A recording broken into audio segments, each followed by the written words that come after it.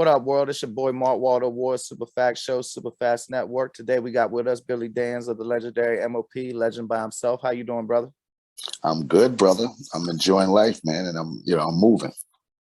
I just want to start off like by letting everybody know, go on YouTube and check out the videos for The Chief and Won't Lose. It's off Billy's recent re-listening session LP, which is I mean, he'll be able to explain it better, but another version of his listening LP, which is just outstanding. Features with Cormega, Daz Dillinger. Bro, I don't even know how to tell you how much I enjoyed the listening LP. Like I was telling my wife, like, yo, this is better than 444. Yo, listen, I appreciate that, man. I put, I want to say I put a lot into it. And anybody that enjoy, they may feel that way, but I put a lot, well, the fans put a lot into that because I fed off of that energy. And it's a funny story, man. Like the listening session is, I can credit that whole project. Well, I call it just a release, but I can credit that whole release to someone who trolled me on the internet. I don't know who this person was, male, female, younger, older, but they kept saying how I couldn't rap and I wasn't good and I wasn't, you know what I mean? Like, you never really been nice. So wow, what I did was I designed this entire release around the energy of that person. So I took that negative and turned it into the positive. So that's why I called it the listening session, because if no one else listened, I needed that person to listen, whoever it was. Well, God bless that person, and I'm not one to make light of mental health issues because I got that shit from solitary confinement and all that shit. But let's hope they get the help they needed. One John I want to ask you about though in particular. Excuse me if I don't know which one it was on, but the song "Damn" it might have been on both of them. The man, that cat Frontline Live is nice. Who is that? Right. Okay, so it's two. So Frontline Live. So the hook is split up from two people, right? Okay. So it's I couldn't tell if that was an effect or not. I suspected it, but I wasn't sure. Yeah. It's La Boogie. That's my son, and Frontline Live is my nephew. Okay. So La Boogie actually does the verse. Frontline Live is, they split the hook up together. So La Boogie did the first verse. Yeah. Man, yeah. He crushed it. Yeah, right here, I got damn nice, like 8 exclamation marks, like some shit I feel like a bam if I put down social media, but I was just like, man, he's killing it. Yeah, no, he got this energy, man. He got his own style too. He ain't trying to sound like his pops or nothing, I admire that. That's what's really important, and he got this, and like his energy is electric. So Word. I just handed him the beat because I really didn't know what to do with it. And I gave it to him, and that's what he came up with. When I left him in the studio, him and Frontline Live, my son and my nephew left him in the studio, went to another studio to create some more joints, came back like 2 hours later, and that's what they had put together. So La Boogie, he got a few joints out too. If you get a chance, just look him up. La Boogie. Oh, definitely. Yeah, on Instagram is La Bugatti. Just, follow him and check him out. Oh, man, most definitely. Shall start post. I write for Dirty Good Bastard too, so I made sure to start putting his music up there because it would definitely fit right in. Dope. I appreciate that, brother. Shit. I mean, like it sounds. I guess I don't know if it's cliche, but it's cliche because I say it so much. But like I always tell musicians, I appreciate the music. You know what I mean? Like I mean, for instance, like the Foundation album did more for me than whatever percentage of that $15 I spent did for you. You feel me?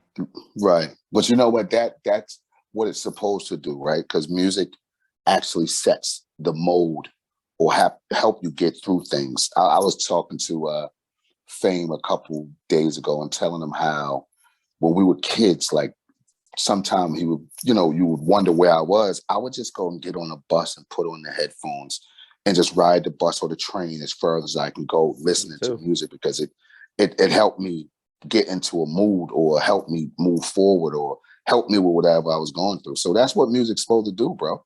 I appreciate your appreciation, champ. Word. Well, since you brought Fame up, you know, I saw the Buster video, the Caesar remix from a year ago, and I just got shout him out. I see he got in shape, huh? Oh man, the dude looks and feel like he did when we were 17. It's ridiculous. I'm like, dude, like I can't even. Every time I talk to him, he's either in the gym or at the health food spot or something. I'm like, man, I love it. He's looking great, feeling great, and he's back being Fame again, and I'm really happy about that. Bro, you know, at one point, I mean, not like you know, but I got as big as 340, and now I'm 5'10", 44, 170, and I can still hang on the rim off one step. Not yeah, he said off one step. There you go, champ. But That's good, man. I ain't dunking shit with my little hands. When I could dunk, I had to throw it off the backboard and catch it, so I ain't gonna front like I'm doing that. But you know, 44 hanging on the rim, I take it. You know what I mean? Right. As long as you feel good, brother. You know what I'm Word, saying? That's what matters, man. word. And you know, back to the damn song. You know that's a different kind of little vibe to you. And but then I think if people know your career, you know, they might not have heard of the song you made with Posh Spice, aka Victoria Beckham, but you know, Right. like the LFO song. So Mm. so like y'all have always been able to get on songs like that, but still maintain the same energy without it overriding the song's feel. Right. You know what I mean? Right. Right.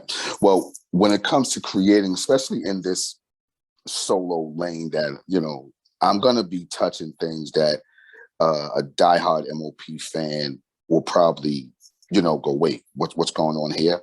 But it's about the music, right? It shouldn't be about I need you to rap this way. If you want music, I'm giving you music. So I'm always gonna rap about hard times in the street or the struggle that I've been through. But there's other things that people are going through that, you know what I mean, I might want to tap into. Sometimes I want to have fun. And that was the problem with my entire career. A lot of people felt like we were not human, right? Being banned from every major city in this country, being banned from some, even the record labels. The record labels I was signed to wouldn't even let me come in the building sometime. And it's not even because I did anything. It's that it was because they thought I would do something exactly. You know what I'm saying? So I'm kind of not getting out of that because I am who I am, but I'm just spreading out a little bit. So that's why records like Damn is on this project. And then I got so many unreleased records, right? So let me take you back to 2019 when I dropped the six pack, right? Right. So those records were really more hard driven because that's what you was used to. So I had to you know, like open up like that. You know what I'm saying? Then I went into the Baker's Dozen where I gave you just a little bit more, still the same, but then a little bit more of something different. And then with the listening session, I just made you listen. You know what I mean? So I'm branching out. I'm doing things that people I don't think that they didn't believe I can do that kind of music. I think they just held me to doing one kind of music, one style. You know what I mean? So I'm just branching out, and people are receiving it well. So and I'm happy for that. Man, you've been branching out forever though. I remember when you had like I guess you would call it like that rock fusion project and what was the group heavy metal and Heavy metal, yeah. I remember being because you know I like all kinds of genres and I remember like I ain't the biggest Korn fan, but I definitely rock with Nickel. I mean I like Korn when they're good. You know, like if you took like the top 10 Korn songs, I could probably get with that. But they ain't never had no album that I would probably like listen to front to back more than once. But I definitely rock with the good Nickelback. And I was like, damn, Billy Danze, listen to that, my man. But you know, again, about being cliche, you know, good musicians like good music. That's right. I love Nickelback, and it was, you know, it hit me like even what you just mentioned about, you know, the Spice Girl, you know, Victoria Beckham or whatever. Like it hit me. It was strange to me to do a record with her, but she knew the group. So same with Nickelback. Like I found out the lead singer was like a huge M.O.P fan, which was crazy to me. I'm like, why do you even know M.O.P? So maybe he got a loud sampler at an industry event. Her cold as ice. You know what I mean? Right. But yeah, man, it's always good to dabble. Did you make that LFO song and the Posh Spice song like with them like in studio and all that? Yeah. Well, no, not with LFO, but with Posh Spice. Yeah, she came and hung out. I think we might have hung out for like 2 days or something, just in the studio, just enjoying the moment. You know what I'm saying? Was that when Dame Dash was putting out them like weird mixtapes that have like Ron Artest and a bunch of models on the cover and shit? Yeah, yeah. Well, I wouldn't say weird, but that's Well, kind of what he was doing I at the mean, the time. mixtape itself wasn't weird. I remember he made that excellent point about the dash between on, you know, is between the year you're born and the year you die is when you just like at the time, like you ain't never Right, really seen no cover like that. Like, you know what I'm saying? I guess they was in right, like, I don't know, like Italian, I don't know, like my life, I ain't never experienced no shit like that, but they look like Italian mansions or some shit. right. Well, I mean, Dame is a smart dude in his own right, and he does. Um, it's just this really strange that I'm gonna call him an ultimate hustler because he I don't know if you remember he had a reality show On called BT, Ultimate yeah. Hustler. Yeah, yeah, yeah. But he is really the ultimate hustler. He doesn't stop. He's a smart dude, and if you ever get next to him, it's just like anybody else in your life, right? The negative and the positive. You get something from everybody. So when Dame is talking, you pay attention to him. When he's moving, you watch his movements. I mean, maybe he'll do something you don't like, and you just take from that. Okay, I won't do that, but then I'll do the next thing that he does. So, real smart brother, and I love Dame because he's the cat that a lot of people always say, "Look, I'm for my people. I'm around. You know, I'm gonna help the people around me." He will actually help you. Word. You know what I'm saying? So, shout out to Dame Dash. Yeah, it seems like rarely anybody who really knows him has a bad word to say about him. And then like, you know, he was the only one that checked Harvey Weinstein out, every motherfucker that ever interacted with him. So that Right. you know historically that age is super motherfucking well. While all the rest of y'all motherfucking cowards is letting Harvey Weinstein rape chicks. You know, Dame wasn't going for the disrespect. You feel me? Right. Yeah, So I mean, he's never gonna bite his tongue, bro. word. I mean, you was talking about taking up for your people. You know, he was taking up for a girl on set that was getting disrespected. You know, like that's admirable as fuck. You know what I mean? That's right. That's right. Shout out to big bro. Word, no doubt. You know, we ain't got, I feel like people talk about the Roc-A-Fella shit too much. But that being said, you know, y'all, I saw that you got the beats back from Just Blaze in 2019. Is anything gonna come of that? I mean, we're gonna always work with Blaze, with Just Blaze or Premiere. Or we'll work with anybody. So we don't know exactly what's gonna come out of it, Right. and maybe we will use some of those tracks. Maybe we won't. But when it's time for the next M.O.P project, there's no telling what's gonna happen, but you know what to expect, right? So, Word. you know what I mean? And I ain't ask you no G unit shit at all, but you mentioned that you couldn't tour a lot, so I never got to see y'all. I only saw y'all once. I saw y'all on the Massacre tour, right? And like let's say it's well, I mean, I guess statute of limitations is up. You know, I did my whole little sell drugs, go to jail thing, and when I came home, you know, that shit made me like a better drug dealer, right? So I got to the point that, you know, I was kind of like the plug to the person, to a lot of the promoters. So like, you know, if people was coming, you know, I might be able to get them what they need or whatever, right? Right. So I would frequently have access. Like I actually must have been like 5 feet from you, but you know, I ain't really have too much to say to M.O.P or nothing. I mean, I probably might, if y'all looked at me, I've been like, nice show or whatever.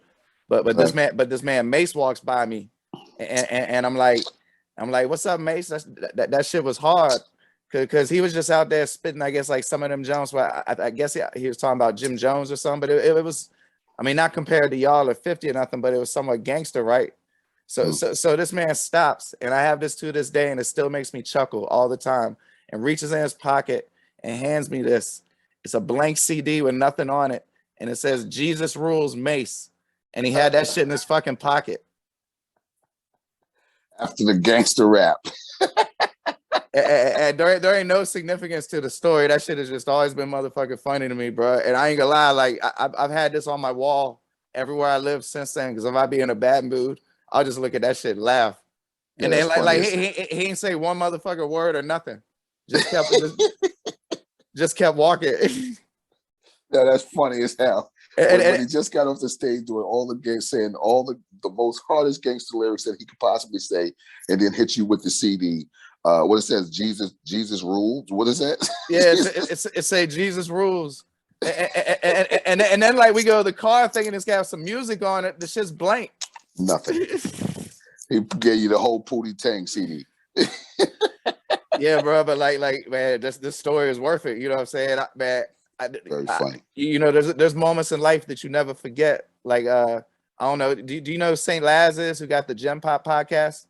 He got an episode about getting jumped by y'all back in the day, like when y'all was Yeah, teenagers. yeah. I that's funny. I just spoke about that the other day. I don't even know what the brother's talking about. Oh Not no, saying he's not telling the truth. it was all peace and love. Basically, the story was he went to go see a chick around Yahweh when he shouldn't have. Spouted off at the mouth, thought he could get Yeah. away, didn't outrun the Mash Out Posse pre-rap group, and Right. caught one, felt he deserved it, holds no animosity, and that's that. Right. Well, you know what's funny about it? Because I listened to his story, and I just I think he says he don't know if I was there or not. Yeah. But any kind of altercations that we've ever had, like I remember them, so I definitely wasn't there. But you know, it's you know, when we're kids, we do things that you know that's not so smart. Like even him, he admits it himself. Like even him coming through, like wilding out, like popping off at the mouth through our block that wasn't wrong because I know where he's from, right? So I would not go where he's from, popping off at the mouth. So it's kind of the you know unspoken rule in the hood. So I grew up in the D.C. area. I'm from PG County. You know what I'm saying? All right. So you know what's up. I already know how to move. You know, but I forgot the point of even asking that motherfucking question. I got caught up in you telling about the shit. I know at one point I don't know, we was talking about Mace or it's whatever. Fuck it. Shit. I know I want to ask you know, another time when I was locked up, I was down South Carolina, and I could get this North Carolina radio station, and they had a rap jump like every 2 hours on Saturday night. And I remember I heard Teflon song from his solo album where he was talking to like his girl on the phone when he was locked up. And that shit was just hard as fuck. And you know, he on the ante up and everything. I'm just curious, how's Teflon doing these days? Tef is great, bro. He literally he just put out a joint. I forget what it's called. I just hear Premier playing it the other day. But he's got this whole 420 music group that he's put together. He got a new album. I think they're mixing it now. Him, Premier, and a female producer named Jazzy Moto, who's very dope from California. Yeah, so he's chilling, bro. He's got like 2 or 3 videos out. Just look him up, man. He got some joints, and he did a joint. Me, him, and Fame, and my boy I Fresh did a joint as Fame's record. It's called Coalition. So that's out there, and Tef is on that, and he still gets busy, like super busy. Wasn't he on the Baker's Dozen or the Six Pack? He was he on the Baker's Dozen? No, he is on the re-listening session. Okay, I know I heard him on one of the jumps. I listened to Dan. I was like, yeah, he definitely still got it. I always thought he. I mean, I don't know about underrated because I mean, like, who the fuck is even the person that rated? I just wish I had heard a little bit more of his music. You know, I fucks with the rap. Well, the truth is, Tef is above the radar. He's not underrated. He's above the radar because he's literally got on records with some of the people that fans hold very, very high, and he held his own. Jay-Z, the four alarm jump, right? Yeah. So Tef has always been amazing. I can't wait for him to put this new project out. It's gonna be crazy, bro. Oh, I agree. That's why I hate using the word underrated because what the fuck does that even mean? And who the fuck? I mean, like for like the first 40 years of the culture, the people rating it, you know, at least to the like forward facing to the public, didn't know that much about the shit anyway. You know what I mean? Yeah, exactly. So fuck that rating shit, and now they rate shit by sales. I mean, that shit. What the fuck does that even mean? Like that could mean the motherfucker that owns your label liked you better than the other person, so you got the money for the end cap at the record store. Right. Well, you know, this as much as I hate to say it, it's the God honest truth, right? People are so easy to brainwash, brother. Word that hell yeah. If you continue to tell somebody something's amazing, they don't have anything else to go off of, right? It's just like the shoes or the clothes that we wear. Like most of us, we wear the clothes that other people are excited about. Or we put the rims on a car so that other people can be excited about them. You know what I'm saying? Word. So it's always what we're always catering to what somebody else say. So we follow. So if you get enough people saying that this right here is amazing, then whoever doesn't follow it must not be cool. Word. You know, that's kind of the mentality that people have, human beings, Yeah, in most places, especially like, you know, around hip hop or urban communities. Nah, yeah, I agree, bro. I remember I fuck with Iceberg just off I like the Bart Simpson shirt, right? Like one of Right. the Bart Simpson shirts. So I copped that shit. I never even heard of that shit. And I remember cats around my way was like making fun of me and shit. Like, you paid $250 for that Bart Simpson bullshit. And then Right. volume 2 come on and Jay like Iceberg sweats with IB around the elastics. And like some of the same motherfuckers like, hey, where you get that shit from? Right. Now they have to get it. You know what I'm saying? And I just like the shit. You know what I'm saying? You know what, bro? I know, like, I can go on my phone and pull up about 15 to 20 millionaires, right? And these people, most of them, some of them are flashy, but most of them, like, they'll walk in a room and you have no idea. Right. You know what I'm saying? Like, their clothes are clean, but it's not like, oh, I have to have the Balenciaga this, the Balenciaga that. For what? Right. You know, it goes back. They think it's gauche if they're Armani, you can see the name on the outside. They want the Armani suit, but you can't. You only got the little label on the inside. Exactly. So again, bro, it's always about what people perception is of you. That's how people feel. You know what I'm saying? Like, what people perception is of you is what makes you feel good about yourself. But how about your perception of yourself? That should make you feel good about yourself. You know what I mean? I mean, you seem like you from the same type of world that I'm from, bro. We know how it is when you go spend all of your money on something unnecessary, and then 2 days later you really need something and ain't got the cash to spend it. You know what I'm saying? To take care of it because you done bought a pair of sneakers that's really only sneakers and you're really gonna run down at some point. And the sad thing is, like, you quickly learn how to not even be stressed by that shit and just figure out some alternative means to get it. You know what I mean? Right, exactly. Yeah. Exactly, brother.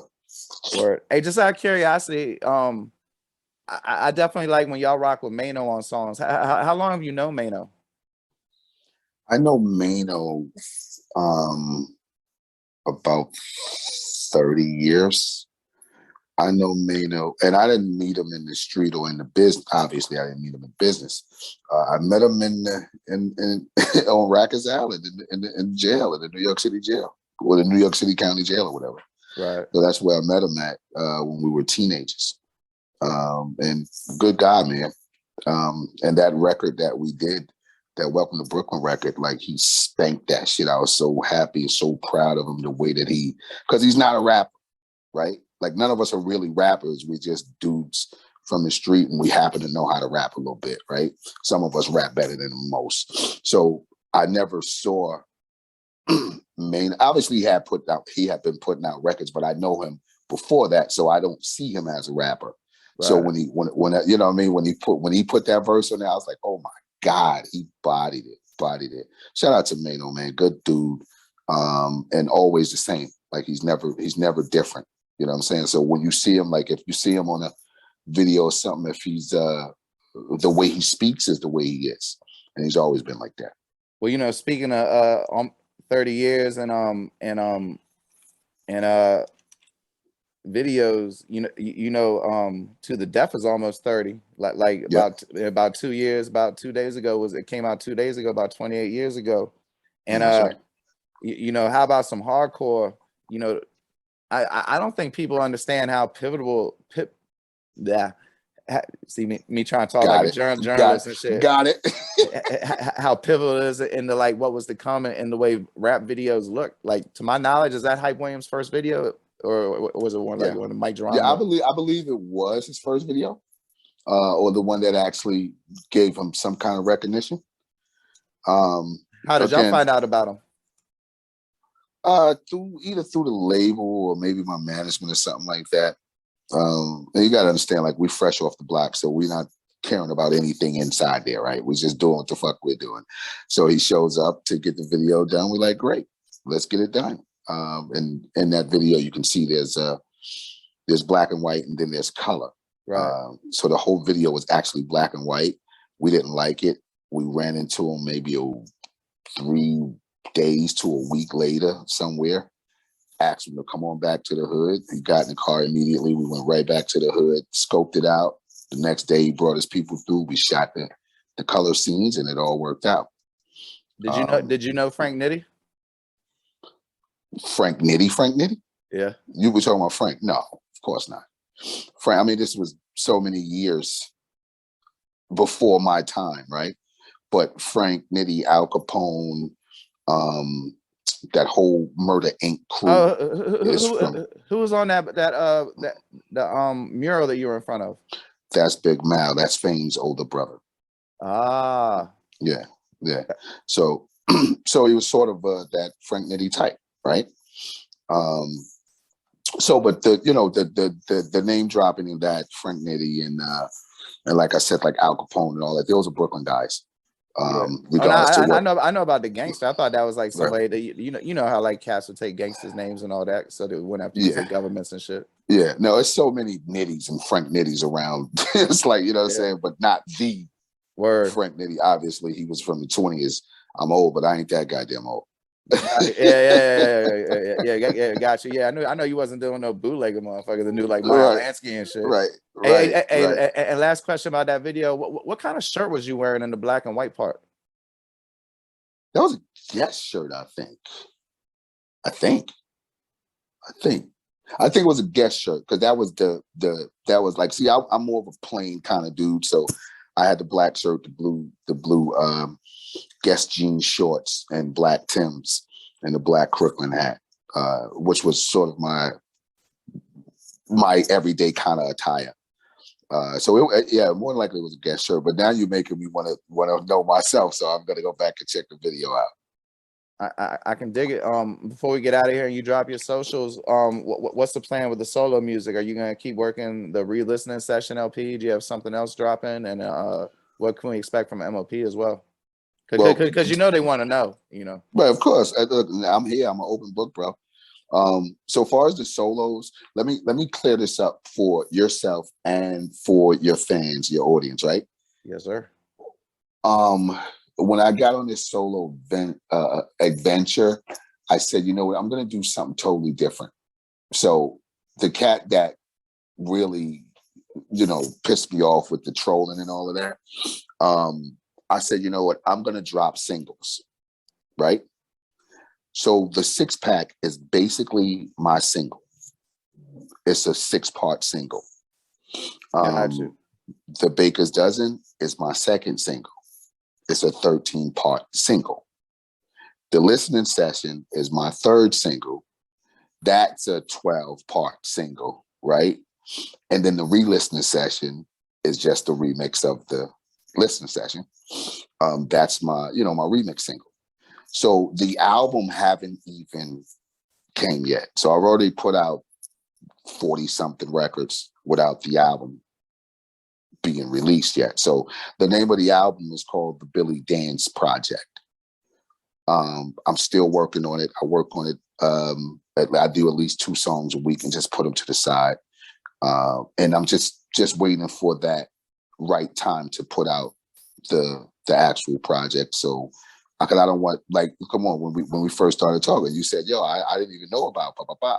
I don't need anybody to miss this. Word, so I feel you. The temperature, when the temperature's right, is when I put it out. And as far as M.O.P joints, the M.O.P album, I gotta be honest, I don't think people deserve that album. And I'm gonna tell you why. I'm not gonna, I've been here all of this time putting all of this work in. I'm not gonna go for the comment with the fire emojis or yo, this hot, or you the GOAT. I'm not going for that shit. I'm gonna do my part to put this, we're gonna do our part to put this project together. I need y'all to do y'all part and actually support it.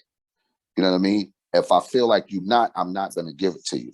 There's nothing no one else can tell me about it. That's just how it is. So, let's keep it 100% real. You know what I'm saying? So people kill me, the fans kill me when they go, yo, that's the artist I like and I'm gonna support this artist. But you can't halfway support Right. You know what I'm saying? You can't just put up a comment or put up an emoji. That's support, and we appreciate that, but I'm going the distance. Like, I live in the mountains, bro. Like, I gotta drive sometimes. I gotta drive almost 3 hours to New York City. I gotta drive an hour and a half to the studio. I gotta really sit down and put these words together, make these records feel good for you to enjoy. So where's the actual support? If I can't get it, you can't get it. That's just it. Social media. How was the solo album supported? Did you feel the Oh, love there? yeah, it's great. It's great. But I'm doing those projects just to help at least one person, whoever that was trolling me, understand that I'm fucking nice when it comes to this pen, right? Yes, sir. When it comes to creating this music, I try my best to make music that hits you in the pit of your stomach. I don't care about being a dope MC. Like, my music is to move. I don't rap. I explain now. You know what I'm saying? If when you listen to the listening session, you'll hear that. Like, it feels like rap, it flows like rap, but listen to the words. That's why it's called the listening session. Like the chief, like Yeah, you put it down quite flat. This is exactly who I am right now. exactly.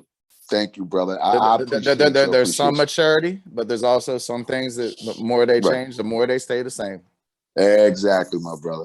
So, yeah, it's like that. Like, I'm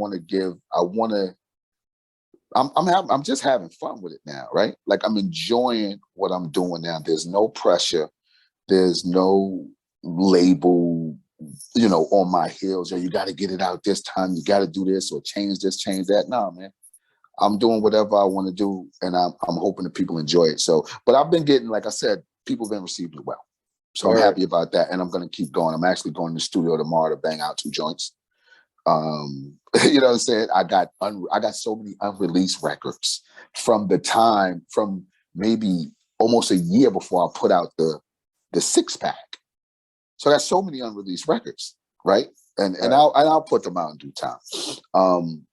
But yeah, man, anybody want to holler at me, you can holler at me. Hit me up on IG, Billy Danze, M.O.P. On Twitter, Bill Danze, M.O.P. And on Facebook, you'll find me, Billy Danze. And this is something I always want to say to the listeners, fans, or even if you're not a fan of my music, it's cool. But I'm a straight human being, right? You can holler at me for anything. It don't have to do nothing with, it don't have to mean that I need you to give me a check or we need to work together. If you got some kind of issues, hit me. You need somebody to talk to, hit me. I'm here. You know what I'm saying? I'm here to help people out in the best way I can, because mentally I'm in a good space, and I know a lot of times everybody's not there. So holler at me for anything. I'm here for everybody. You know what I mean? Word, salute to you for that, man. Hey, thank you for your time, brother. Thank you, champ. I appreciate you, man.